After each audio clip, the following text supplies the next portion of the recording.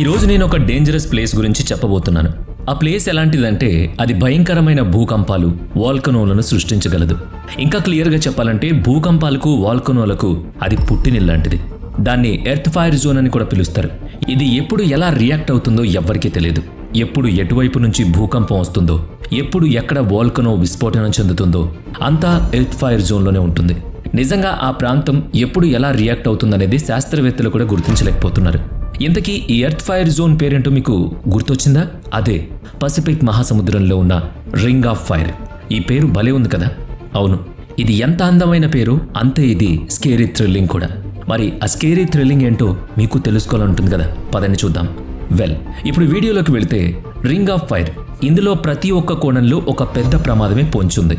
ఇందులో ఉండే natural forces మనం ఊహించలేనన్ని మిస్టరీలను కలిగి ఉన్నాయి. అసలు ఇంతకీ ఈ రింగ్ ఆఫ్ ఫైర్ ఎలా ఏర్పడిందో ఇప్పుడు చూద్దాం. ఇదొక జియోగ్రాఫికల్ స్ట్రక్చర్. దీనిలో ఒక పెద్ద మిస్టరీ దాగుంది. ఇక్కడ ఏర్పడే ప్రతి ఫోర్స్ న్యాచురల్గా వచ్చింది. ఈ రింగ్ ఆఫ్ ఫైర్లో వచ్చే మార్పుల వల్ల ఏకంగా వాతావరణమే మారిపోతూ ఉంటుంది. మొత్తంగా చెప్పాలంటే ఇది భూమిపై ఉన్న ఒక డేంజరస్ ప్లేస్. అయితే ఇది భూమికి ఎందుకు ఎఫెక్ట్ అవుతుంది, మన జీవితాలను ఎందుకు నాశనం చేయగలదు, ఇప్పుడు మీకు క్లియర్గా చెప్తా. పసిఫిక్ మహాసముద్రంలో రింగ్ షేప్లో ఒక జియోలాజికల్ రీజియన్ ఉంది. ఇది ఎప్పుడూ అత్యంత భయంకరమైన భూకంపాలను అలాగే వోల్కనోలను సృష్టిస్తుంది. అందుకే దీన్ని అత్యంత ప్రమాదకరమైన ప్రాంతంగా పిలుస్తారు. అలాగే దీన్ని పసిఫిక్ మహాసముద్రంలోని ఫైర్ సర్కిల్గా కూడా పిలుస్తారు.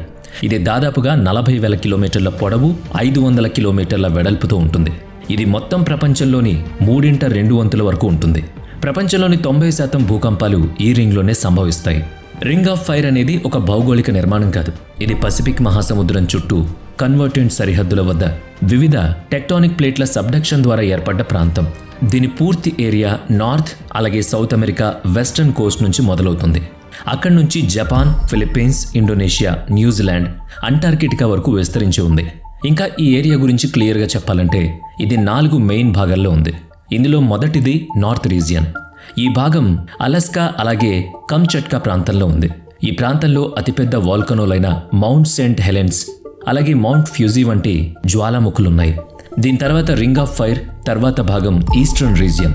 ఉత్తర అలాగే దక్షిణ అమెరికాలకు సంబంధించిన వెస్ట్రన్ రీజియన్స్ ఇది కవర్ చేస్తుంది.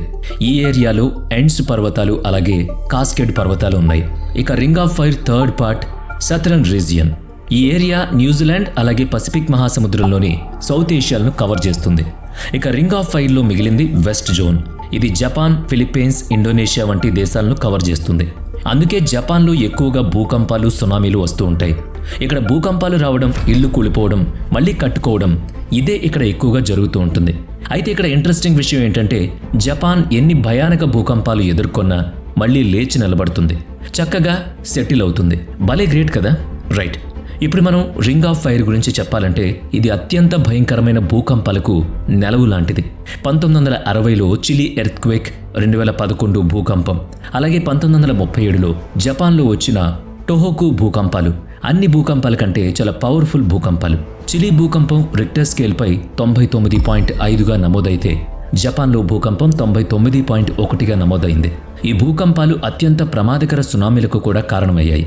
ఈ సునామీలు ఈ 2 దేశాలకు తీరని నష్టం కూడా చేశాయి.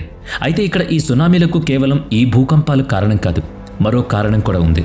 అదే వోల్కనోల యాక్టివిటీ. దీనివల్ల కూడా సునామీలు అత్యంత భయంకరంగా వస్తూ ఉంటాయి. ప్రపంచంలో దాదాపుగా 1500 వోల్కనోలు ఉంటే అందులో 450 ఈ రింగ్ ఆఫ్ ఫైర్లోనే ఉన్నాయి. ఇవి ఎప్పుడూ యాక్టివ్గా ఉంటాయి. జపాన్కు చెందిన మౌంట్ ఫ్యూజీ, అలాగే అమెరికాకు చెందిన మౌంట్ సెయింట్ హెలెన్స్, ఇండోనేషియాకి చెందిన క్రాకటావో వాల్కనీ ఇవన్నీ కూడా ఈ రింగ్ ఆఫ్ ఫైర్లోనే ఉన్నాయి. ఇవి ఎప్పుడూ అక్కడ భయానక వాతావరణాన్ని సృష్టిస్తూనే ఉంటాయి. అయితే ఇవి అంత భయంకరంగా ఎలా మారిపోతాయో చూద్దాం.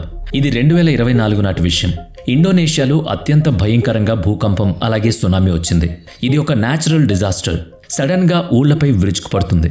ఈ భూకంపం, సునామీలో ఒక్క రాత్రిలో లక్షల మంది చనిపోయారు. ఎన్నో వేల మంది ఇళ్లు నీటిలో మునిగిపోయాయి, కొట్టుకుపోయాయి. అయితే ఈ భయంకరమైన వాతావరణానికి కారణం ఎవరో కాదు, ఈ రింగ్ ఆఫ్ ఫైరే. ఇది ఎప్పుడూ ఎక్కడో ఒక చోట భూకంపాలు లేదంటే సునామీలను సృష్టిస్తుంది. ఇది మనుషులపై తీవ్రమైన ప్రభావాన్ని కూడా క్రియేట్ చేస్తుంది. ఇప్పుడు ఇంకొంచెం డీటెయిల్డ్గా వెళ్దాం. ఈ భూమి క్రస్ట్ చాలా స్ట్రాంగ్గా ఉంటుంది, అయినా అది స్టేబుల్గా ఉంటుంది. ఇక్కడే ప్లేట్స్ డైనమిక్గా ఉన్నాయని సైంటిస్టులు వెల్లడించారు. ఇవే కదలికలకు సంబంధించిన ముఖ్యమైన ప్రదేశాలు.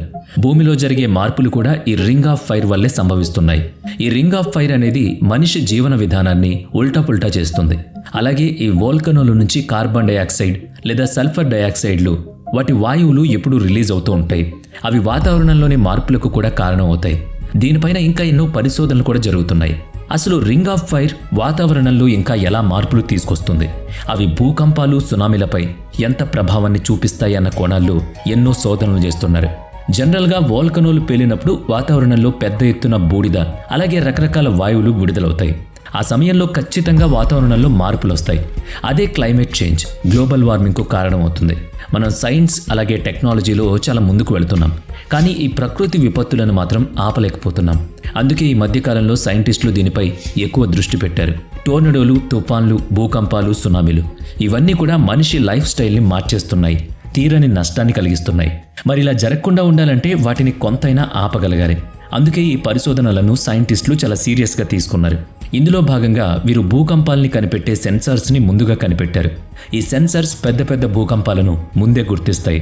ఇది తెలుసుకున్న అధికారులు ఏ ప్రాంతంలో అయితే భూకంపాలు వస్తాయో ఆ ప్రాంత ప్రజలను ముందుగా ఖాళీ చేయిస్తారు. అలాగే తుఫాన్లు వచ్చే ముందు అలాగే వోల్కనోలు పేలే ముందు తెలియజేసే కొన్ని శాటిలైట్లు కూడా ఉన్నాయి. ఇవి ముందుగా ఈ విపత్తులను గుర్తిస్తాయి. అప్పుడు అధికారులు ఆ ప్రాంతంలోని ప్రజలను వేరే ప్రాంతాలకు వెళ్ళమని హెచ్చరిస్తారు.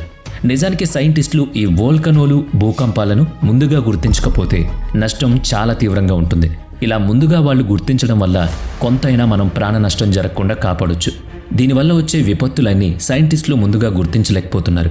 ఎప్పుడు ఏం జరుగుతుందో తెలియడం కష్టం. సరే, ఇంతకీ ఈ రింగ్ ఆఫ్ ఫైర్ ఎలా ఏర్పడిందో ఇప్పుడు చూద్దాం. రింగ్ ఆఫ్ ఫైర్ పుట్టుక గురించి తెలుసుకోవాలంటే ముందుగా కాస్త ఈ భూమిపై కాన్సన్ట్రేట్ చేయాలి. ఈ రింగ్ ఆఫ్ ఫైర్ ఉన్న ప్రాంతం పసిఫిక్ మహాసముద్రం. ఎంతకీ మీకు ప్లేట్ టెక్టోనిక్స్ గురించి తెలుసు కదా? అవే మన భూమి లోపల ఉండే ప్లేట్స్. అవి భూమి లోపల ఉన్నాయి కాబట్టే హాయిగా మనం ఈ భూమిపై జీవించగలుగుతున్నాం. ఈ ప్లేట్స్ ఎప్పటికప్పుడు మూవ్ అవుతూ ఉంటాయి. అయితే ఇప్పుడు మీరు వాటిని చూడాలనుకుంటున్నారా? అయితే అది సాధ్యం కాదు. వాటిని మనం చూడలేం. ఈ మూమెంట్స్ అన్నీ వాటికవే ఇన్నర్గా జరుపుతూ ఉంటాయి. ఇక ఈ రింగ్ ఆఫ్ ఫైర్ ఉన్న ప్రాంతంలో కూడా ఇదే జరుగుతూ ఉంటుంది. ఇక్కడ లోపల ఉండే క్రస్ట్లో ఎన్నో రకాల టెక్టానిక్ ప్లేట్స్ ఉంటాయి. అవి నిరంతరం కదులుతూ ఉంటాయి. ఇందులో కొన్ని ఒకేసారి కొలైడే కదులుతూ ఉంటాయి. అంటే ఈ మూమెంట్స్లో ఒకదానికొకటి విడిపోతూ ఉంటాయి. ఎప్పుడైతే అవి దూరం అవుతాయో అప్పుడు వాటి డైరెక్షన్ మారుతూ ఉంటుంది. సాధారణంగా రింగ్ ఆఫ్ ఫైర్ కింద ప్రాంతాల్లో ఓషియానిక్ ప్లేట్స్ కింద కాంటినెంటల్ ప్లేట్స్ ఉంటాయి. ఇవి ఉండే విధానాన్ని సబ్డక్షన్ మాస్ అని పిలుస్తారు. జనరల్గా ఓషియానిక్ ప్లేట్స్ కింద కాంటినెంటల్ ప్లేట్స్ ఉన్నప్పుడు అక్కడ ఉండే హీట్, ప్రెషర్ వల్ల అవి మెల్ట్ అయిపోతూ ఉంటాయి. ఇప్పుడు మీకు అర్థమైందా? భూమిపై మాత్రమే కాదు, భూమి లోపల కూడా ఎక్కువ హీట్ ఉంటుందని. ఇక్కడ ఇంకొక విషయం కూడా మీరు గమనించాలి. అదేంటంటే భూమిపై కంటే భూమి లోపల ఉన్న వేడి తీవ్రత చాలా ఎక్కువ. ఎప్పుడైతే అలా వేడి తీవ్రత పెరుగుతుందో ఈ ప్లేట్లు కరిగిపోతూ ఉంటాయి. కొన్ని ప్రాంతాల్లో మరీ ఎక్కువగా ఉంటుంది. అలాంటప్పుడు ఆ వేడి లావాలా మారుతుంది. ఇప్పుడు ఈ రింగ్ ఆఫ్ ఫైర్ కింద కూడా ఇదే జరిగింది. అందుకే అక్కడ ఈ తీవ్రత ఎక్కువగా ఉంది.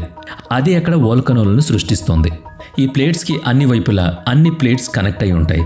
ఇందులో Eurasia plates, north America plates, Indo Australian plates, అలాగే ఫిలిప్పైన్ ప్లేట్స్ వంటివి చాలా ఉంటాయి.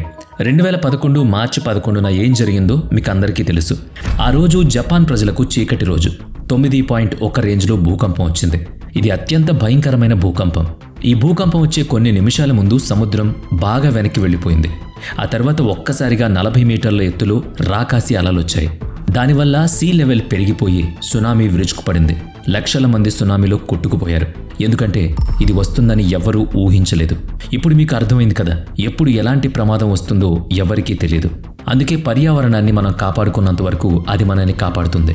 దాంతో ఆటలాడితే మాత్రం ముంచేయడము, చీల్చేయడము, కూల్చేయడము, కాల్చేయడము చేస్తుంది. వీడియో నచ్చితే లైక్ చేయండి, షేర్ చేయండి. ఇప్పటి వరకు మన ఛానల్ని సబ్స్క్రైబ్ చేయనట్లయితే ఇప్పుడే సబ్స్క్రైబ్ చేసుకుని పక్కనే ఉన్న బెల్ ఐకాన్పై క్లిక్ చేయండి. నెక్స్ట్ వీడియోలో మళ్ళీ కలుద్దాం. Thanks for watching.